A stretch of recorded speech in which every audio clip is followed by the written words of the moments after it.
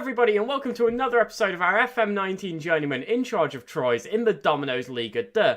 And before we get started, I don't know if you can see it down here, but we have a new microphone, so if you could all just let me know in the comments how things sound, whether it sounds better, worse, and most importantly, as long as everything sounds okay. So that would be very much appreciated if you could just leave that below.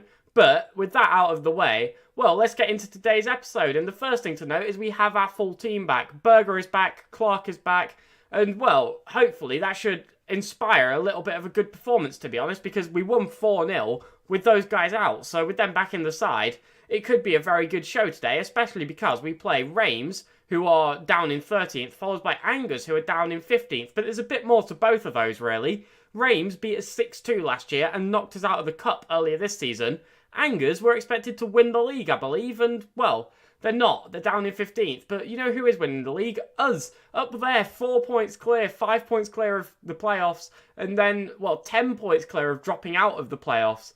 Not bad at all. So, let's get into this first game against Reims and hopefully put in a good performance.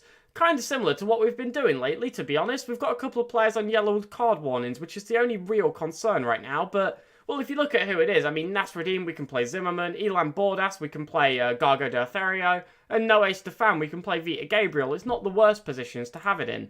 So, let's proceed to the match. Let's get this underway and hopefully put in a performance similar to the 2 we've just had, or the 6 we've just had. We are 6 games unbeaten, as they've got a 4-1-2-3, or 4-3-3, to be honest. Let's call it what it is. It's a 4-3-3. But, well, it's... I don't really know. It could be good, it could be bad. I would have said it was not that great, but, you know, it battered us last time, so... I want revenge. Let's avenge what happened last time. And a lot of players quite motivated by that, so, yeah, it's a good scattering of motivations there across the pitch. You come into this one in good forms. We're prepared in a professional manner.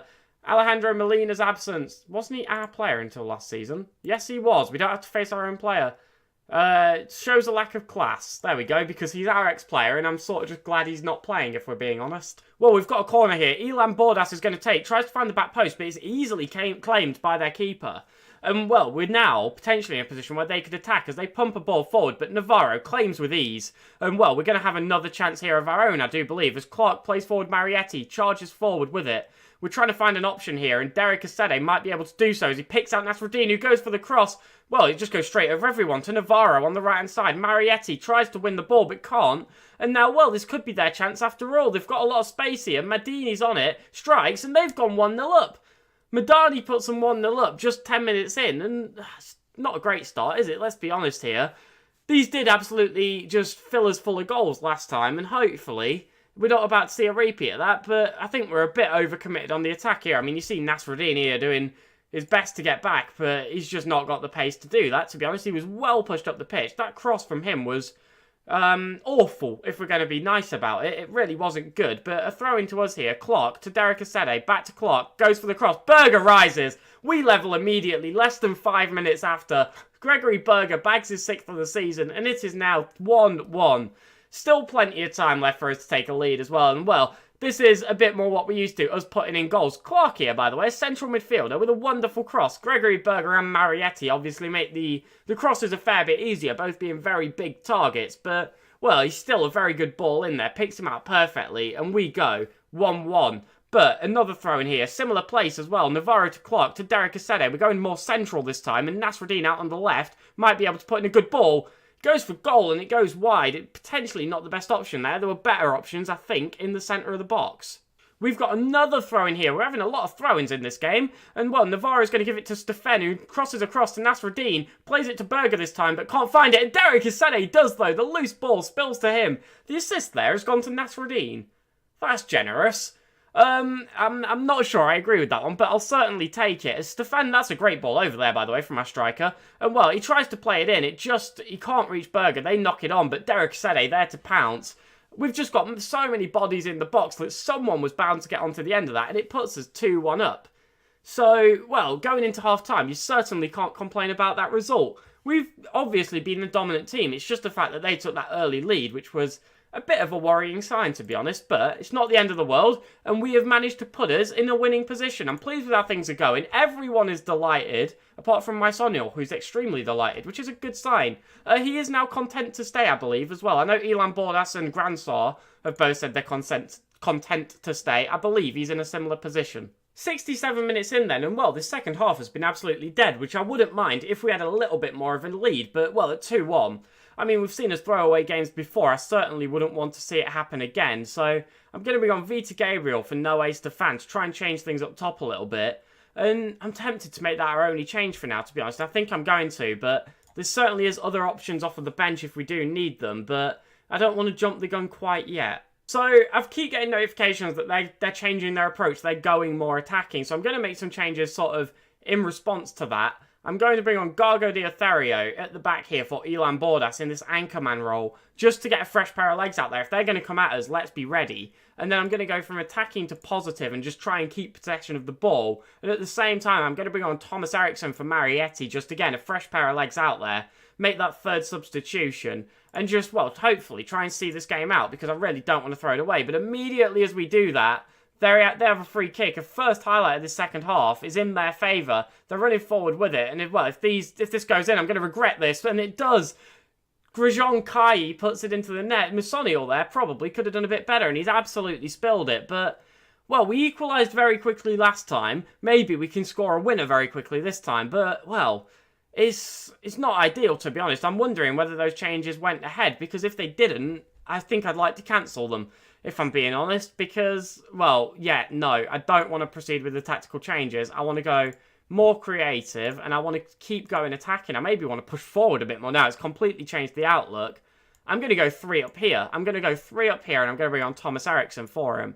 And, well, just try and properly go for it in these last few minutes. Go for... I want something more attacking here. Just go for an attacking advanced playmaker, I guess, and just, well, try and pick out some more chances. What else can we do? Anchorman on support? No, defensive midfielder on support. Let's go. Don't want to settle for a draw against these. I really want the 3 points. We're yet to beat them. And, well, I'd hate for us to still continue that streak, especially losing our 6-game win streak to them. But time's flying by, and minute and 30 left, and, well, there's a highlight, but they're in possession of the ball. It's not what we want to see, and as they play it out to the right-hand side, Nasruddin's getting ran upon here. They play it forward, but Navarro heads out. No, they still reclaim possession. Well, they play it forward again. They're going to strike. These are unbeatable. I'm convinced. I'm convinced these are unbeatable. They beat us 6-2. They beat us on penalties. They beat us when we had the lead for the massive majority of the match. They can't be beaten. They are just a bogey team. It's the definition, the textbook definition of a bogey team. And, well, it's a pain, to be honest. There's no other word for it. It's just... that's a discount Van Dijk, if I've ever seen one. No wonder they beat us. But we've lost. I mean, we knew it was going to be these, really. I think we all knew in the back of our minds it was going to be these. That doesn't make it any easier. And the game's still going on. Just end. Just end, please. Just finish. There we go. No, I'm not happy. I'm really not happy. I'm just aggressive, to be honest. Yeah, I'm just... No excuse to not be winning. They look demotivated. I think they can not lose games, and then they won't get shouted at. Annoying. Very, very annoying. More annoying because it's them. I'm not going to lie to you. We still haven't beat them. Actually, we've not even drew to them. We've lost to them 3 times. It's... It had to be them. It had to be them. But, as far as the impact that's had on the league, we're now only 2 points clear at the top of the table. Still 4 points clear of dropping out of these automatic spots, though. And 8 points clear of dropping out of the playoffs. But, well, it's not doing much to soften the blow, if I'm going to be honest. It's still a harsh result to take. Anger's coming up, who did pick up yet another defeat here to Nancy. Maybe we can use that game to bounce back, but... Well, last time we lost the game, I mean, if we look at this, realistically, last time we lost a game, we went on a 6-game winning streak, so another one of those certainly wouldn't go amiss. Let's see what we can do. So, here we are then, for the game against Angers, and one thing has happened between the first game and the last one, and that is that our cup game has been drawn. We have a French league, or a French cup game, sorry, against Olympic Grande Synth, which is essentially the equivalent of the FA Cup, for those of you more familiar with English football. So that'll be played in between our 2 games tomorrow. It'll be done off camera, but yeah, at least now we know who we're playing. But a lot of time has passed, around 10 days since the last match, so hopefully we've shaken off whatever went wrong there, can go out here and have a good dominant performance like we used to. So let's go on and let's face Angers, and hopefully we can have a good performance, really. So they've got a 4-2-3-1, not too bad of a formation. We've beat them before, so hopefully, well, we can go out there and have a good performance, to be honest. So a team such as should be winning this match without any problems at all. Rafa Navarro, quite a fan of it. No one else really reacted. Assistant didn't get anything either. Let's get underway and, well, pick up a 3 points because we need to bounce back from that defeat. We've got a throw-in here. Early into the game, Nasruddin tries to find Clark, but the throw-in is poor. And Kubalai is running forward, plays it forward. Cornelius is on it, tries to strike, but Mysonial makes a good save. Don't want to be giving away the ball that cheaply, to be honest. It's not a great sign. Well, we've got a highlight here. They're heading the ball forward. Is that Vestergaard as in the Vestergaard? I don't quite know if he'd still be playing football. I'm not sure how old he is. But El Ghazi on the right-hand side. Romeu, is that the Romeu? I'm not sure. I doubt it, but... well, they're playing it forward. Schmidt's here, out on the right flank. They're playing it across. Fisher strikes, and it just slips wide. I want to take a quick look, to be honest. That might actually be... yeah, it is. It's Oriol Romeu, who plays for Southampton. And, well, I doubt this is Vestergaard, but... no, it actually is. It actually is Vestergaard, again, of Southampton. Wow, that's a set of players, okay? A couple who we actually recognise, both from the same team. Slightly odd, but... well, it's kind of cool. So, we're at half-time then, it's 0-0, and it's been a relatively dry game. Not that much in the way of chances, and anything that there has been in their favour, to be honest. So, I'm not happy with your performance. It's going to be our half-time team talk. Now, the last time we were 0-0 at half-time, we went on to win 4-0. Hopefully, some more of that would be, well, very nice to see. So, we've got a throw in here. Rafa Navarro finds Stefan, goes for the cross to Berger, he strikes off the bar! What a shot, the first time volley. We've recycled possession, Navarro goes for it again, but can't find the box. Derek Asede from a long way out. The shot is saved. It's a great effort there from Berger, just can't find it into the back of the net. But we've got another highlight here, pretty close to the last one. Asede forward to Clark, we're trying to build something, still looking for a goal to put us ahead. As Marietti gives it out to the right, to Navarro. Come on, let's try and find something as Navarro puts it across. Berger! Just wide. And, well, we need to find a goal soon to try and, well, take the lead in this game. But they've got a free kick here. Vestergaard goes for it, and we've given away a penalty. Oh, that's not good. Come on, Mysonial, I've got faith in you here. You're going to keep this one out. I know you are. This one is just going to be an easy save. No, it's gone in. We're 1-0 down. We've gone from winning 6 in a row to now trailing the second game straight. Skip, I'm not watching a replay of a penalty. We've been largely dominant too. It's just we can't find the back of the net, and it's just a little bit frustrating, if I'm being honest. So, 68 minutes in, we're still at a 1-0 deficit. I'm going to bring on Vita Gabriel for Noé Stefan. I'm going to bring on Thomas Eriksson for Gregory Berger, who's just not having that great of a game, if I'm going to be honest. And, well, let's try and get something going out here. I'm going to bring on Gargo Diatherio for Clerk as well. Let's fully go at him here, and let's hopefully, well, just try and make a bit of a change that can have a positive effect. As Borders goes for a long-range free kick, Pacine saves, though. Goes out for a corner. Potential here for something to happen, but, well, I'm not hopeful. I'll put it that way. Set pieces after a highlight, normally not that good. And, well, this is definitely going not that good as they rush forward here. We're going to try and make an attempt to win this ball back, I would hope. But so far, well, we managed to force the highlight to end, but that's about it. 85 minutes in and absolutely nothing of this second half. We're going to lose again, and what a turnaround in form, but just not in a good way. We've managed to pick up 2 defeats in a row, and now there is potential. We may not be top of the league. We'll have just thrown away a 4-point gap. Let's go and find out before we wrap all this up. Actually, we have got some other stuff to go over before we wrap all that up. But this wasn't good enough. Yeah, absolutely. The only thing that can really be said. We need to be winning those sorts of matches. And, well, somehow we're still top of the league. Metz must have dropped points. Only picking up a draw if I'm not mistaken, but still, that is not a good enough pair of results.